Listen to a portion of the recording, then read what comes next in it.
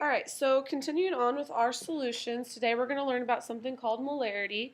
So you guys thought moles were gone and you thought you were done with mole conversions, but here we're going to do a little bit of them again. Molarity is the moles of solute per the liter of solution. So how much or the amount of solute are you going to dissolve in your solution? Another word for this is concentration. The unit for molarity is moles per liter, so if you're given it in grams, you have to convert it to moles first. Molarity is represented by a capital M, not a lowercase m. A lowercase m represents mass, so be sure that it's clear that you're using a capital M. To find molarity, use a really simple equation. All you have to do is take your moles of your solute and divide it by the liters of your solution.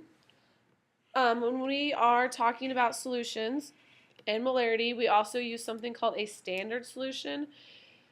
So far, when we've done labs in chemistry, I've had solutions made for you, and they are standard solutions, which means they have a strength. I've never given you guys hydrochloric acid. I always dilute it first, so on and so forth. So making standard solutions, we have to use the concept of solarity, and this is actually how you make a standard solution. These things right here, these are called volumetric flasks. You guys all know what flask looks like in the lab, but these are, usually they have a much longer neck and they're a lot rounder towards the bottom. And if you notice, there is a line right here. Basically, that line is giving you an exact measurement. So in order to make a standard solution of acetic acid solution of 1 molarity, you are going to take a given amount of solute, you are going to put it down into the volumetric flask, and then you are going to dilute your volumetric flask all the way up until it reaches this line, and it is exactly 500 milliliters. And if you've done a good job of measuring out your solute, you should have an exact measurement, you should have an exact molarity, you should have an exact concentration so that you can safely use these in lab situations. So I just kind of explained this again. Put your weighted amount, you fill it up to the line, and you have a standard solution. Okay, so let's do a couple of examples of how to do molarity. Again, we're going to do just a little bit of math, but after stoichiometry, this is going to be nothing for you guys. So I have pulled up a piece of paper on my Elmo so that you guys can follow along with me. Please do these examples with me so that you'll be able to do your homework no problem. So for the first example,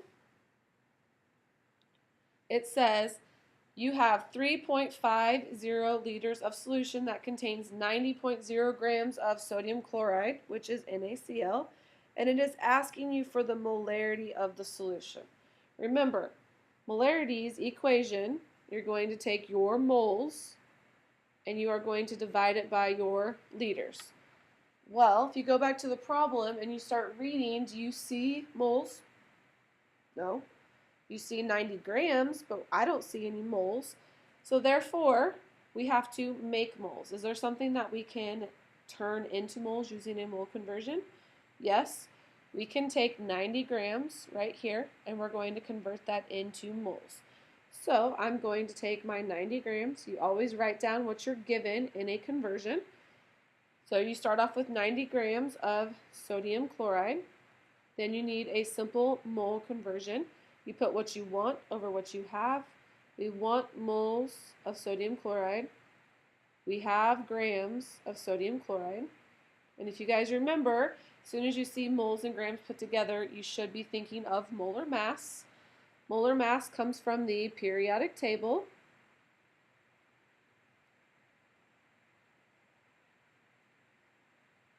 Okay, so I need to look up the mass of sodium. The mass of sodium is 22.99.